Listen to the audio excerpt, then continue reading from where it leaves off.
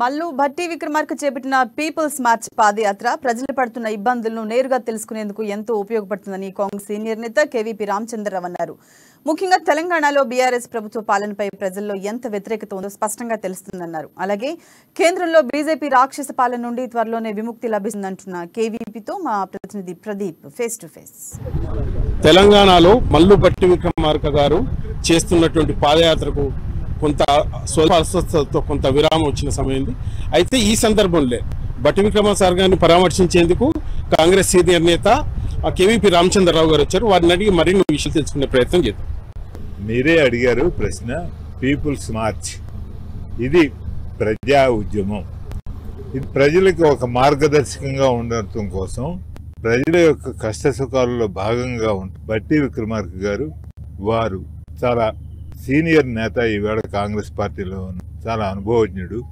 తనకున్న ప్రాక్టికల్గా తనకున్న నాలెడ్జ్ కాకుండా ఎప్పుడైనా ప్రజల్లో మనం మమైకం అవ్వాలి, ప్రజల సుఖాలు తెలుసుకోవాలి అని అంటే వారితోటి పాటు కలిసి నడవటంలో వచ్చే అంత నాలెడ్జ్ కానీ, వచ్చే అంత ఇన్ఫర్మేషన్ కానీ, ఫస్ట్ హ్యాండ్ ఇబ్బందులు ఏమిటి, ప్రజలకు నిజమైన ఇబ్బందులు ఏంటి, వాటిని మనం ఎట్లా పరిష్కరించాలి అనే దాని మీద వారికి నిశ్చితమైన అభిప్రాయాలు ఉండి, అందులో కూడా ఆయన అభిమాన నాయకుడు రాజశేఖర రెడ్డి గారు 20 ఏళ్ల కిందట పాదయాత్ర చేపట్టారు. అందులో భట్టి గారు చాలా నేర్చుకున్నారు. ఆ రోజు దాన్ని కూడా దృష్టిలో పెట్టుకొని, అది యాదృచ్ఛికమో మరి వీరి మీద ఆయనకున్న ప్రేమాభిమానాల వలన జరిగిందో, రాజశేఖర రెడ్డి గారు ఆయన చేసిన పవిత్రమైన పాదయాత్రలో ఏ రోజునైతే సిక్కయ్యారో ఆ రోజు భట్టి గారికి వడదెబ్బ తగులుతుంది. 20 సంవత్సరాల కిందట 2023లో కాంగ్రెస్ పార్టీ పూర్తి అండదండలతోటి, కాంగ్రెస్ పార్టీ మల్లికార్జున ఖర్గే గారు యొక్క ఆశీస్సులతోటి, రాహుల్ గాంధీ గారి, ప్రియాంక గాంధీ గారి తోడ్పాటుతోటి, పిసిసి అధ్యక్షుడు రేవంత్ రెడ్డి గారు, పిసిసి అగ్రనాయకులు మల్లు రవి గారు, మా వినయ్ రెడ్డి లాంటి యువక నాయకులు, వీళ్ళందరి తోడ్పాటుతోటి, సహకారంతో కాంగ్రెస్ పార్టీ కార్యకర్తలతో మమైకమై మీరు చూస్తూనే ఉన్నారు.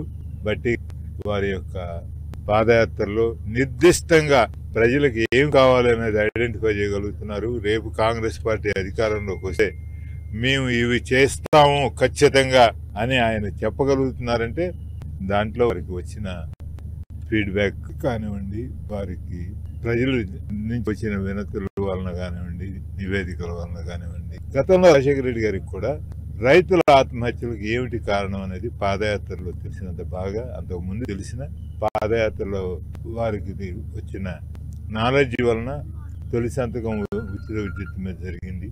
అట్లాగే వివిధ రకాలైన పథకాలకి అది దోహదం చేశారు.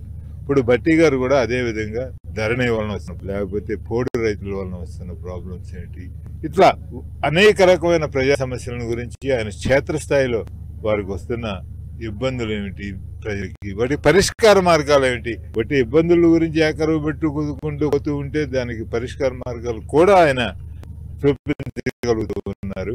వారికి అందరి పార్టీ పూర్తిగా సహకరిస్తుంది. ఆయన దిగ్విజయంగా ఈ పాదయాత్రని పూర్తి చేసుకుని కాంగ్రెస్ పార్టీకి పునర్వైభవం తీసుకురావడంలో ఆయన పాత్ర ఆయన పోషిస్తారని ఈ విషయంలో కార్యకర్తలందరూ, జిల్లా నాయకులు, మా సీనియర్ కొలీగ్ పాపం ఉబేదుల్లా పత్వాల్ ఇలాంటి వాళ్ళందరూ కూడా పూర్తి సహకారం అందిస్తూ ఉన్నారు.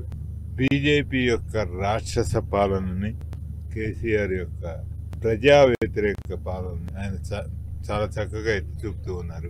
కాంగ్రెస్ పార్టీయే ఈ రాష్ట్రానికి భవిష్యత్తు ఇవ్వగలదు. కాంగ్రెస్ పార్టీ వల్లనే కాంగ్రెస్ పార్టీ ఇచ్చిన తెలంగాణ అభివృద్ధి చెందగలదు అని ఆయన చక్కగా అందరికీ విడమర్చి చెప్పగలుగుతూ ఉన్నారు. ఈ సందేశం ప్రజల్లోకి బాగా వెళుతూ ఉంది. నాకు పూర్తి నమ్మకం ఉంది, ఈ యాత్ర దిగ్విజయంగా పూర్తయిన తర్వాత ఆ ఫలితాలు కాంగ్రెస్ పార్టీ, తద్వారా కాంగ్రెస్ పార్టీ ద్వారా తెలంగాణ రాష్ట్రం, తెలంగాణ ప్రజలు అందుకొని దేశాభివృద్ధిలో మన వంతు పాత్ర అందరం పోషించగలుగుతామని నాకు పూర్తి నమ్మకం ఉంది. అయితే తెలంగాణ ఇచ్చిన పార్టీగా కాంగ్రెస్ పార్టీ 2 రాష్ట్రాల్లో ప్రజల అభిమానం ఎందుకు? ఇది చాలా సుదీర్ఘంగా సమాధానం చెప్పాల్సింది, ఇంకో సందర్భంలో మాట్లాడుకుందాం. ఇది రామచంద్రరావు గారితో చెప్తున్నట. అయితే తెలంగాణలో రాబోయే కాలంలో కాంగ్రెస్ పార్టీ అధికారంలోకి వస్తుందని, ఏవైతే బడుగు బలహీన వర్గాలకు చేరువైన కాంగ్రెస్ పార్టీ మళ్ళీ ప్రజాభిమానం చూరగొని తెలంగాణలో పాగవేస్తామంటున్నారు. ఇది ఇక్కడున్న పరిస్థితి. కెమెరామెన్ సీనుతో ప్రదీప్, అమ్మా న్యూస్, మహబూబ్నగర్ నుంచి.